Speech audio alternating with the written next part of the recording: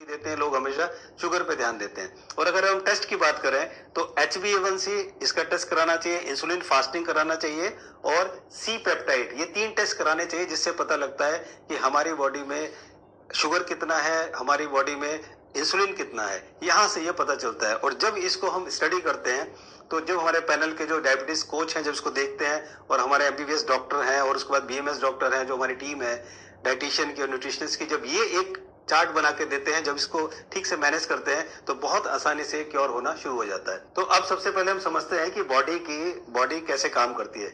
सबसे पहले जैसे ही आप खाना खाते हैं, खाना खाते ही खाना आपके पेट में आया, आपने जो भी खाना खाया उससे आपको कार्बोहाइड्रेट, प्रोटीन और फैट ये आपको मिलेगा। तो जैसे ही आपको खाना आया, जो आपको कार्ब्स हैं, कार्ब्स में से जो यहाँ पर ये कार्ब्स को ये कन्वर्ट करता है और ले जाके ब्लड में डाल देता है, जिसको बोलते हैं शुगर। जो कार्बोहाइड्रेट शुगर में कन्वर्जन होता है और फिर ये यहाँ से चला जाता है ब्लड में। और जैसे ही ब्लड में शुगर जाता है तभी हमारा जो ये आप देख रहे हैं इसके पीछे पेनक्रियाज, ये जो आप देख रहे हैं ये पेनक्रियाज है। तो ये पेनक्रियाज क्या करते हैं, ये भी एक हार्मोन रिलीज करती है जिसका नाम है इंसुलिन।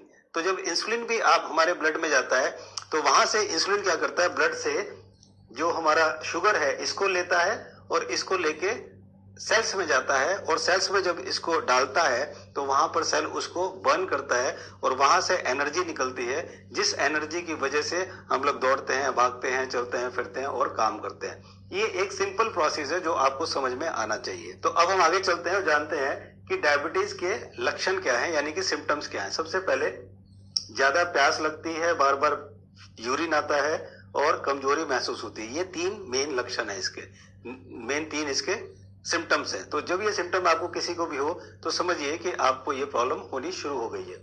अब सवाल आता है कि ऐसा क्यों होता है, मीन्स डायबिटीज पेशेंट को प्यास क्यों लगती है, यूरिन ज्यादा क्यों आता है, उसको थकान क्यों होती है, कमजोरी क्यों महसूस होती है।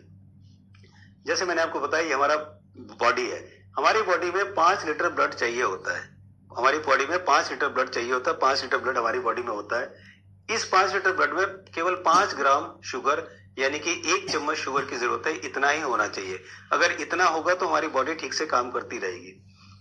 अब ये जो ब्लड है, इस ब्लड का क्या काम है, ब्लड का काम है कि हमारी बॉडी में ट्रांसपोर्टर का काम करता है। मीन्स जब ये ब्लड पूरी बॉडी में जाता है तो अपने साथ ऑक्सीजन को लेकर जाता है, और ऑक्सीजन को लेकर जाता है और कार्बन डाइऑक्साइड को लेकर आता है और निकाल देता है। तो ये इसका एक काम है कि ऑक्सीजन लेकर जाना और कार्बन डाइऑक्साइड को लेकर आना।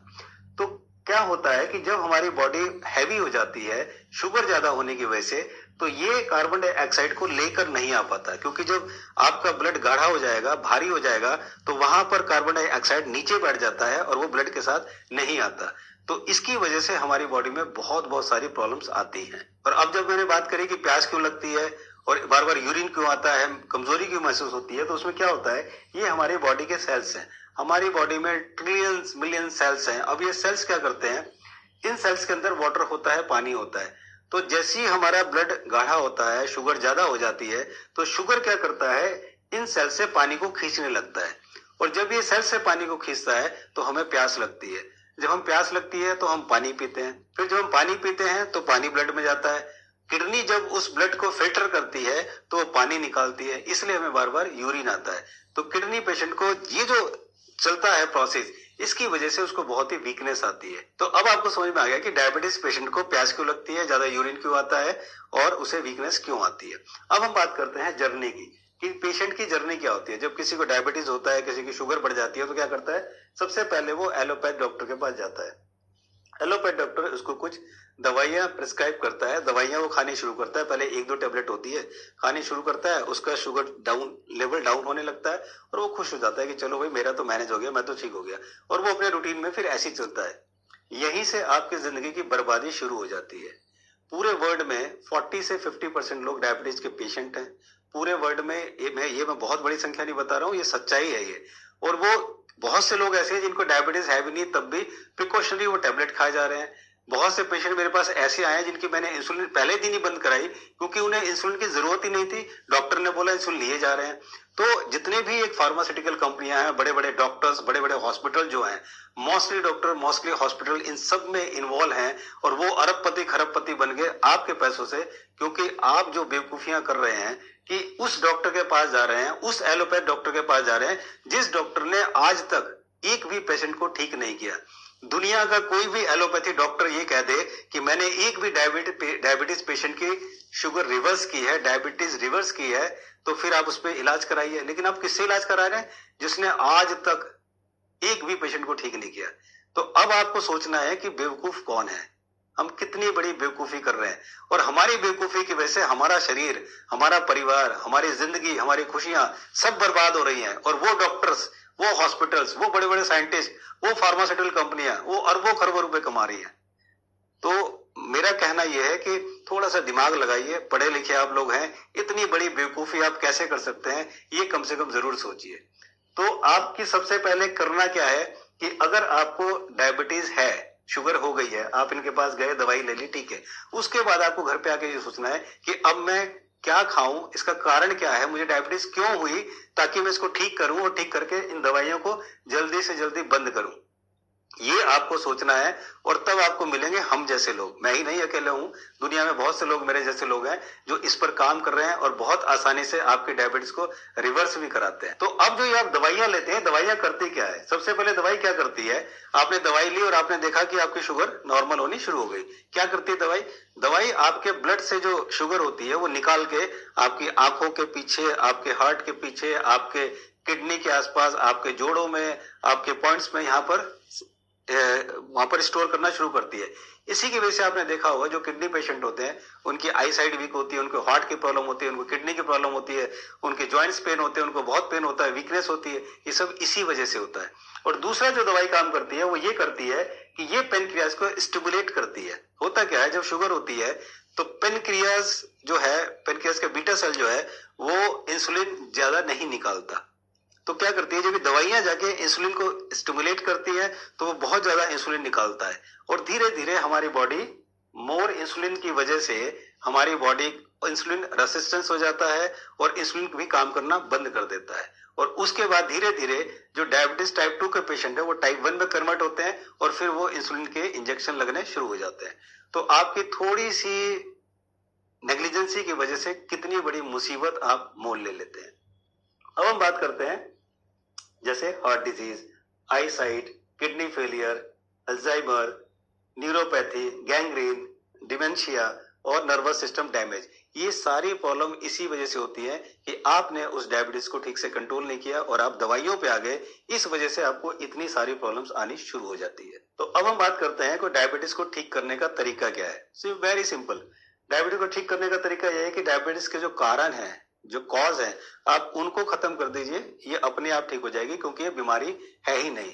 ये क्यों, आपने लाइफस्टाइल आपने जो है ठीक नहीं है आपकी, इस वजह से है। आपको फूड की नॉलेज नहीं है, आपको ठीक से खा नहीं रहे हो, इस वजह से प्रॉब्लम है। आपको दवाइयों की इसके लिए बिल्कुल भी जरूरत नहीं है।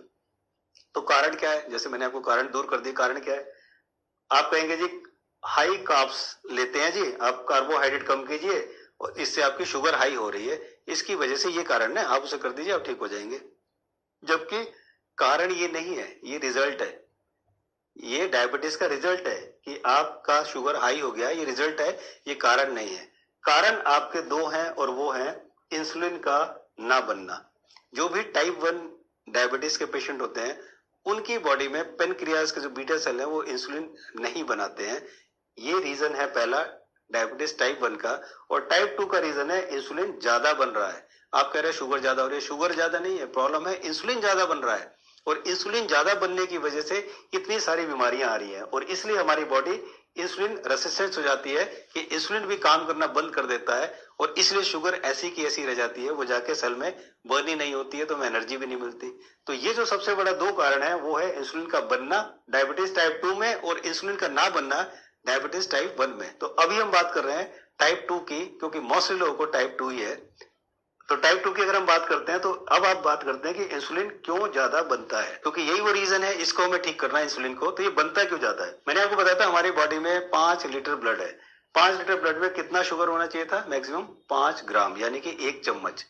ठीक है, जब भी हम 4 रोटी खाते हैं, 100 ग्राम आटे की हमने 4 रोटी बनाई, जब हम 4 रोटी खाते हैं तो हमारे ब्लड में 40 ग्राम के करीब ग्लूकोज यानी कि शुगर एकदम से आ जाता है आधे घंटे के अंदर। आधे घंटे के अंदर अंदर हमारी बॉडी में 40 ग्राम शुगर आ जाता है। हमें होना कितना चाहिए? 5 ग्राम, केवल 4 रोटी खाने से। बाकी तो चीज मैंने छोड़ दिया, जैसे ही आप 4 रोटी खाए आपने वो आ गया। अब जब ये आ जाता है तो इसकी वजह से हमारा जो हमें थकान होती है और हम ना नींद सी आने लगती है, हमें आलस सा आने लगता है।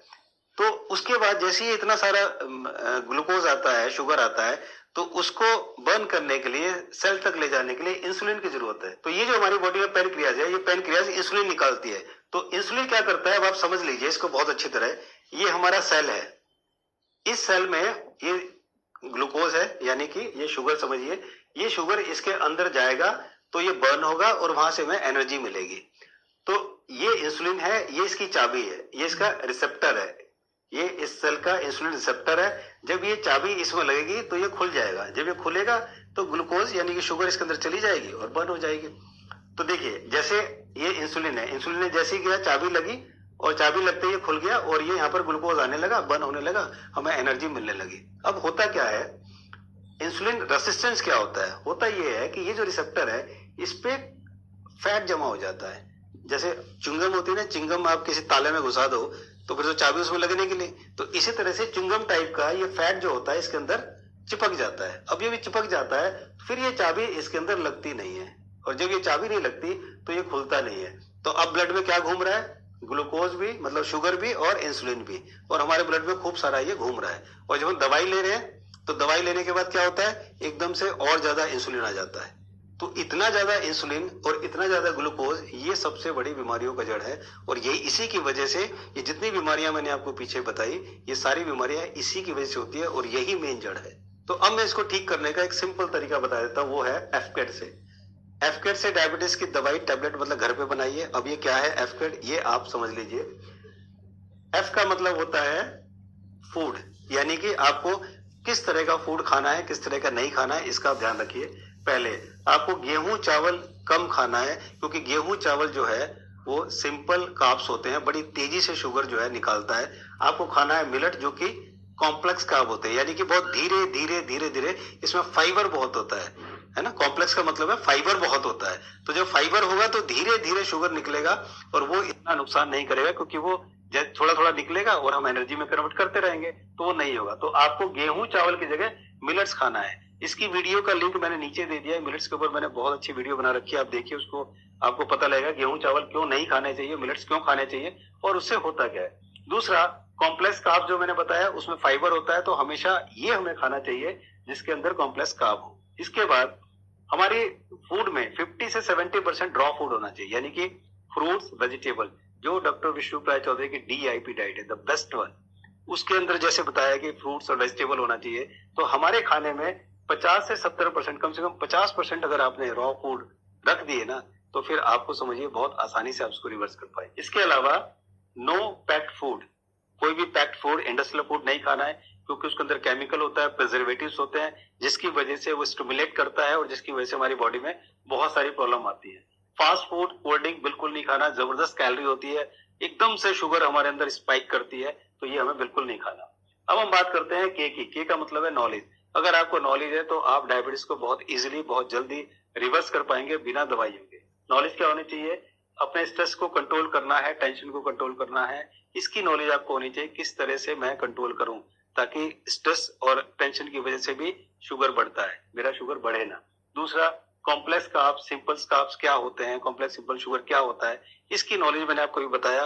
वो आप जो भी कुछ खाएं देख के खाइए कि क्या उसमें कॉम्प्लेक्स कार्ब्स हैं या एक सिंपल कार्ब्स है। उसके बाद लो विटामिन डी अगर आपकी बॉडी में है तो समझ जाइए कि विटामिन डी भी एक हार्मोन है और हार्मोनल इम्बैलेंस की वजह से ही डायबिटीज होता है। तो इसलिए आपको ध्यान रखना है कि आपका विटामिन डी ठीक हो। अगर विटामिन डी गड़बड़ होगा, कम होगा, तो भी आप समझिए कि आपको डायबिटीज की प्रॉब्लम होगी। इसके बाद जो आप मेडिसिन ले रहे हैं उसमें स्टेरॉइड्स होते हैं और स्टेरॉइड्स की वजह से इंसुलिन जबरदस्त बनता है, तो इसका भी आपको ध्यान रखना है और आपकी बॉडी में बायोलॉजिकल जो है प्रॉब्लम वो करने लगता है। अब हम बात करते हैं ई का मतलब है एक्सरसाइज।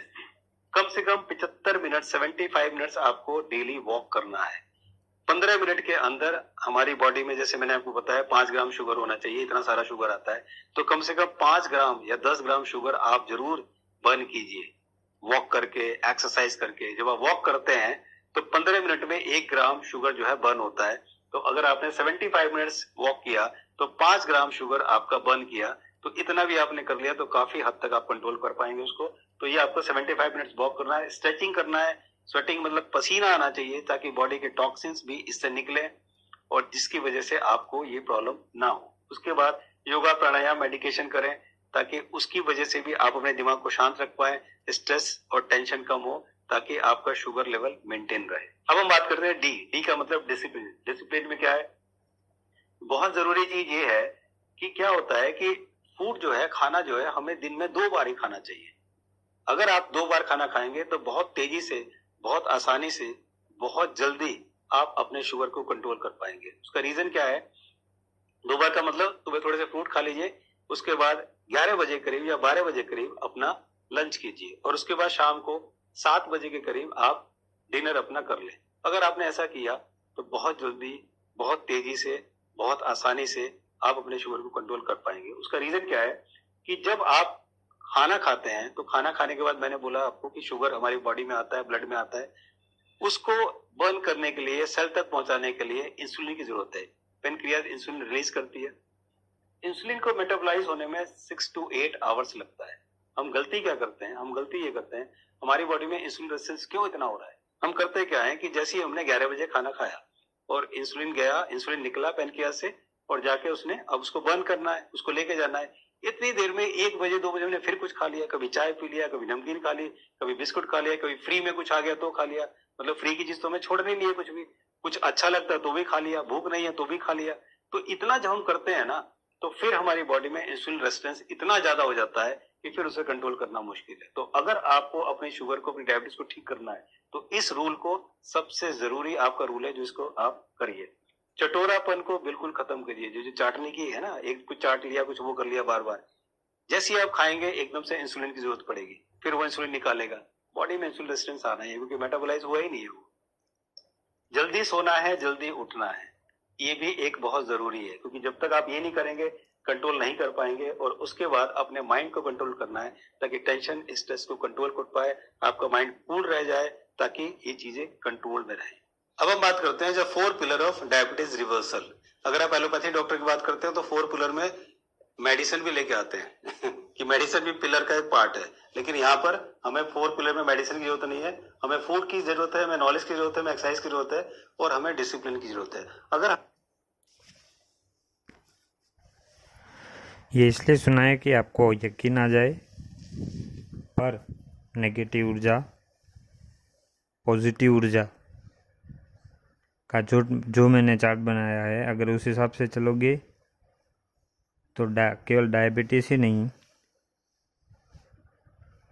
ऐसा कोई रोग नहीं है जो इससे ना मिटे। वो मैं अगले वीडियो में बताऊंगा।